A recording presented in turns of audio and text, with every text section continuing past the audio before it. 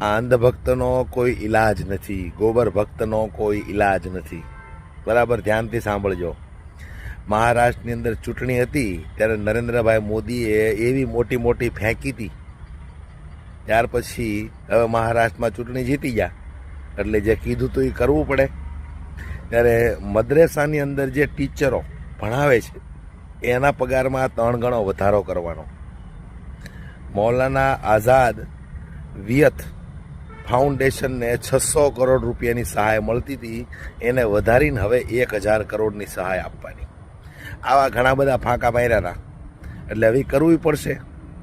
તો અમારે ગુજરાતની અંદર રહેતા મોદી ભક્તોને એટલું કહેવું છે કે એક સમયે રોડ ઉપર ઊભા રહી આ લોકો તમને વકફ બોર્ડની જમીન બચાવવા માટે મેલ કરાવવાનું કહેતા હતા.